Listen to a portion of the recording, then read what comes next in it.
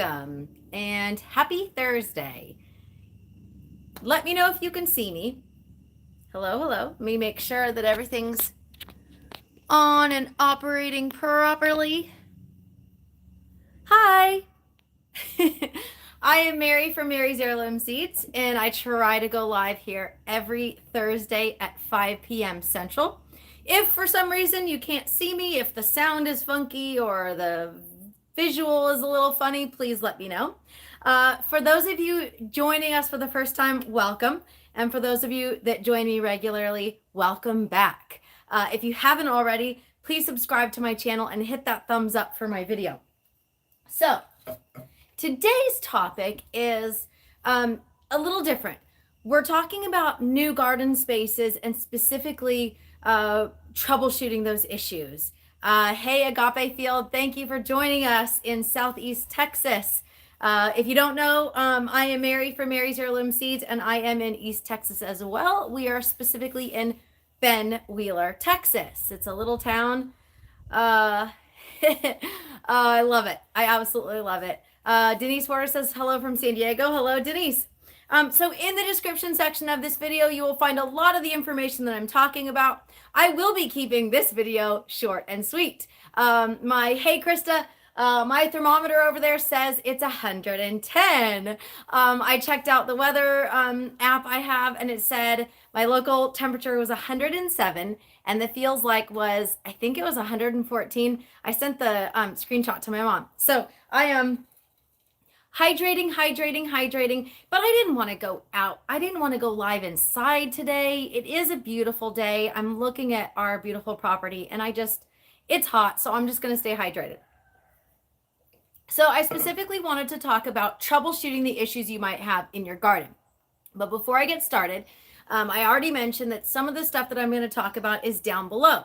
Also, you will find links to my August seed planting guide. You'll also find a discount code for microgreens. So if you want to grow microgreens, or if you just want to buy some bulk seeds, you can use that discount code through September 1st. So super awesome information. I also just posted updates for my garden challenge, and that's at marysheirloomseeds.com. And then you go to Mary's blog, and it's the first one. Again, today is August 17th. We are live. So if you're watching the replay, it may not be the first thing up there. I'm watching some butterflies flitter around over there. Yes, we did. We had some cool days. It was like 83 a couple days ago. It was like 65 while I was out in the garden. It was amazing. So tonight I'm going to chat specifically about troubleshooting issues with a new garden. I already have a video about starting a garden from scratch, so I don't really want to rehash all that information and repeat the information. So down below you'll find a link to my video about starting a garden from scratch. It's only 5 minutes long. It probably takes you longer to start a garden from scratch, but the video is pretty short and sweet and right to the point. I made all the great information right there. But what happens if you've got some issues in your brand new garden and you're not really sure what the issue is? So I want to help you out with that. I've had a lot of questions recently, and that's why I wanted to do this video. And I made notes, and also it's great for a fan. Soil prep is number one for a brand new garden. Insufficient soil preparation is our number one thing we're going to address here. Unfortunately, some first-time gardeners, or even some of us regular gardeners, we just go, hey, I got to get this garden started. It's a new spot. I've cleared this area, or I've got new garden beds, or I've got new containers. Soil preparation is super, super important. So you want to make sure you've got good soil, or the right soil for that type of garden. So an indoor garden is going to be obviously way different than an outdoor garden. So specifically, I'm talking about outdoor gardens today. Raised beds, containers, in-ground, each of those is going to require a different type of soil. And then also what you're growing is going to also require different nutrients. So if you're growing lettuce, requires less nutrients than if you're growing zucchini or eggplant or squash, which are considered heavy feeders. So you want to make sure that you've got fluffier soil if you've got containers or raised beds. And so, for example, my container garden needs fluffier soil than if I was growing in ground. So if you are purchasing bagged soil, say you make a mistake and you bought garden soil. Garden soil is specifically for in ground. So I would want to take that bag. I wouldn't want to throw it away, or I wouldn't even return it really if I didn't have to. You can add things like coconut coir, perlite, compost to make it fluffier. I call it fluffier, whatever, for a container garden or for a raised bed garden. So that's something to consider.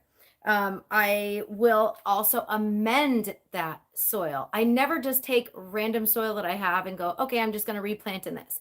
I generally amend my soil on a regular basis, and you can use whatever works for you. You can use an all-in-one. I've discussed all that information in the getting started information in my comprehensive planting guide. So again, I don't want to rehash all that information. Sunlight is number 2 in my list. So when you're choosing a garden space, like I mentioned in the video, starting a garden from scratch, you want to make sure you have adequate sunlight.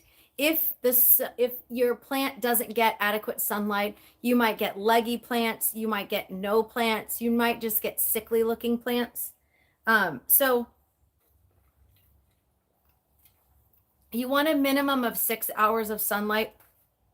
In general, leafy greens can get 4 to 6 hours of sun, and I have an entire what I call my shade garden. Some of the area gets 4 to 6 hours, some of it gets 6 to 8 hours, and then some of it in the sunny side gets full sun. So again, you want to make sure. Root crops will take longer to mature if you don't have adequate sunlight. Tomatoes and peppers, for example, you can put those in full sun. Now, I also understand that full sun in Texas or Florida or hot areas can really just fry your plant. So keep that in mind as well. I'm looking at some of my tomatoes. They're looking kind of sad in some of them. And I've determined that next year, I'm going to add a shade cloth in a certain area, and I'm going to plant some of my tomatoes in there and see what the difference is for my under the shade cloth and not under the shade cloth, and see how that works as well. So those are some of the things you can do. Over watering and under watering. This is a big one. Now, keep in mind, when I mention feedback from customers, I'm not calling them out. I'm just sharing the information. And if you email me and you've got questions, there's no, I get people ask me, I know this is a stupid question, but there's really no stupid question. As long as it pertains to garden and seeds, if you're emailing me. So that's important. If you have a question, you can reach out, Mary@marysheirloomseeds.com, and I'll answer. So one of the common garden mistakes is overwatering and underwatering. If you have an area that is dry, like us, we haven't had rain in weeks, I'm going to make sure that I water everything. If I have containers, those need more water than my in-ground garden or my raised beds, because it's a small container. I'm looking at a container garden I have here, and that's part of my new garden project I've got that I'll share with you. Hopefully I have the video posted. My container garden needs more water than my raised beds usually, and my in-ground usually. So that's something to keep in mind, is you don't want to overwater and you don't want to underwater. And that's kind of frustrating if you're newer to this and you're like, well, what's too much? Well, generally you will see some issues with your garden and you can troubleshoot that way. It'll cause them to wilt if you're not watering enough. It will cause them to rot if you're watering too much. So again, this information can be found on my website as well, in the Getting Started, Grow Your Food from Seed. There's so many different resources in my comprehensive planting guide to find some of this info. So specifically, I had a customer reach out. They said, I'm growing cucumbers and they never mature to produce food. They kind of just shrivel up and die. And so I without pictures, it was a little more difficult for me. And I gave him a full explanation of, it could be this, it could be that, it could be this, it could be that. And so they responded to me that they had their plants on a drip system for 45 minutes. That in that situation was too much water. So I replied to that person and I said, well, that's too much water and cut it back. If it's raining in particular, they don't need the drip system. If it's not raining, then yes, they do, but not 45 minutes. Again, depending on how much water is coming out, that was probably too much. Well, I was super excited when 2 weeks later I got an email back and said it worked. They cut back on their water and the plants started to thrive. So again, we're talking about troubleshooting right now. If you either are a new gardener, or B, you have a new garden spot, you're expanding your garden, or you're growing a garden for the first time. So we're trying to give you a couple things about troubleshooting what might be happening. Now, planting too early or planting too late is another thing. Sorry, I'm getting a little overheated. By the way, while I'm chatting on, if you guys have questions, please feel free to ask. If you haven't already, hit the thumbs up and share the video. And Agape Field says, praying for rain. Yeah, we really need the rain here for sure. So if you are in an area that gets a frost, knowing when your frost dates are, whether it's your first frost, which is fall, it's coming up, or your last frost, which is your spring frost, if you plant too early in the year, you might lose some of your crops. So I did that when I first moved from South Florida to Southern California. I got there February 1st and I got my garden in and all ready to go. I actually had a garden put up before our refrigerator arrived. I was that excited about my garden. So I planted my garden in February. I was super excited, and we had a frost on March 1st and I lost everything. So I planted all over again. And so now here we are in East Texas, and we moved here in June of 21. So this is my third summer here, but we've only been here 2 years. And I had my garden put in July 1st of 2021. And I knew that I'm not going to be planting broccoli in July in East Texas. So in that situation, I needed to find heat tolerant crops, not cool weather crops. So understanding if it's too early to be planting something, whether it's fall crops or spring crops, that's another troubleshooting that you need to be aware of. So if you're just starting a garden, or for me, I'm expanding my garden and I'm going to mostly put fall stuff in this new project. I'm going to show you what I'm going to be planting as well. So understanding your frost dates is super important if we're talking about, again, troubleshooting. Overusing or underusing fertilizer. So I've talked about in a tomato video about the different requirements for tomatoes. Krista says, just received my order, excited for the added seeds, and the new bags are adorable. Thank you so much. So if you missed my last live chat, I had 2 organic cotton tote bags in the background. I pressed those myself. Sorry, I'm talking about myself in the third person. I pressed those myself. And I know I have a lot on my plate already, but it was just a really fun project for me to try and see if I liked it. And I did like it. So thank you, Krista, for purchasing our bags. And you get free pollinator seeds with those and stickers that match. So in my tomato video recently, a couple weeks ago, I talked about troubleshooting. Denise Porter, my mom, got a bag too.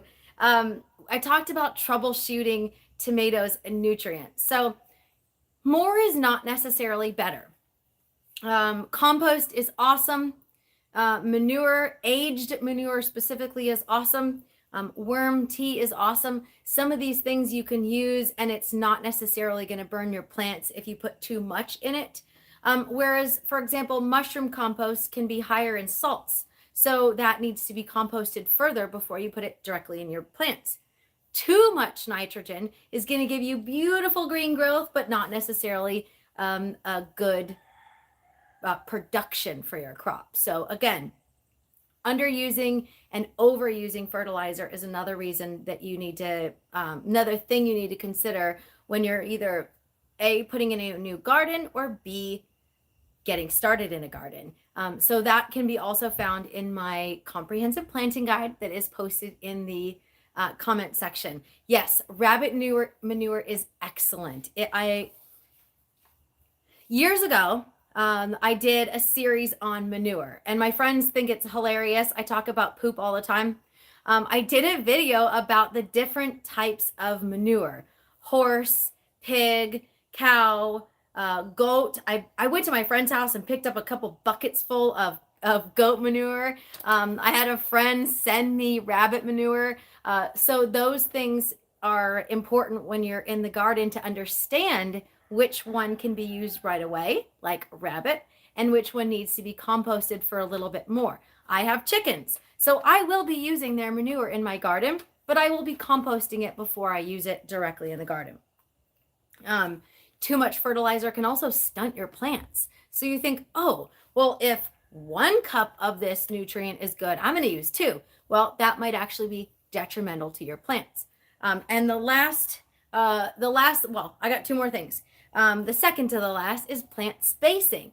In the description section, you'll find the comprehensive planting guide. I have 2 separate plant spacing guides. If you follow me on Facebook, I posted that yesterday, I think, that I've got 2 plant spacing guides, and they're really helpful because if you overcrowd your plants, they may not produce as well, or they may not grow as well because you've got 2 plants competing for the same amount of nutrients and the same amount of space. So that's important to understand that, yes, sometimes I overplant, but I generally will pull some of the stuff that's overcrowded so that I give everything a chance to grow.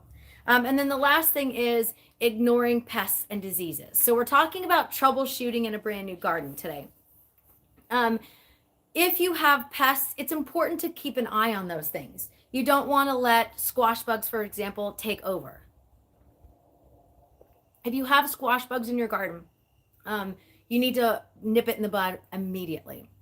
They can produce and proliferate and consume and destroy. So it's really important to keep an eye on pests. Diseases are another thing. Don't compost diseased plants. And if you see things like powdery mildew, keep an eye on it. You want to remove the infected plants, and then you don't want to compost those, and you don't want to use those same tools on other plants because then you might be spreading diseases as well.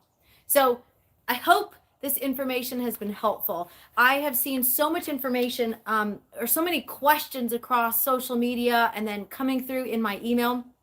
Again, customers email me on a regular basis. My email is mary@marysheirloomseeds.com, and I do answer your questions. So if you have a question, I'll answer. And these are common questions I get. Hey, I got a brand new garden. This is happening. That's happening. What do I do? The Walterman Homestead was a perfect example. She didn't reach out to me. I saw her post. I follow her. She's got great positive attitude and an amazing channel. She's on YouTube as well. And her main garden by the house was okay, but then her garden down below where they've expanded, they went from 1/3 of an acre, I think it was, to 40 acres. That's a big jump. And so this brand new garden space wasn't thriving. And so there's a lot of information available that getting started in a garden may not be easy. It's worth it, but each year in my experience is better. So maybe your first garden isn't the greatest, and maybe you're kind of going, well, maybe this isn't for me. Maybe this garden was like, it was meh. But I will tell you this right now. Every year in this garden that I'm looking at right now has been better and better. As you build the soil, as you build your knowledge, things get better. And every year is like completely new. One year, like last year, I had a great year for peppers and an okay year for tomatoes. This year is the year of the tomato. So every year is going to be different as well. So on top of building a garden and building healthy soil, it comes with its own challenges every year. So just keep that in mind. If you're just getting started with a garden, or you're expanding your garden like I am, I'm ever expanding my garden. there will always be challenges. So if you've got any questions, please feel free to reach out. As I mentioned in the beginning, check out the description section of this video. We've got an August seed sale. We've got a discount code for bulk seeds and the garden challenge, which is not in this video. It's at marysheirloomseeds.com, was just now posted.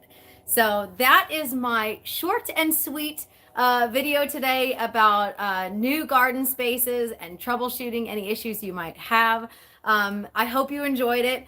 Hit the thumbs up, subscribe, share the video, share the love. I appreciate it. And stay tuned because I will have all new, I'm super excited. I've got my giveaway already ready for September. So I don't know. I get excited about giving stuff away. So I hope you join me for my September giveaway. I am Mary at Mary's Heirloom Seeds, sweating my booty off today in East Texas. I hope you enjoyed the information and happy planting.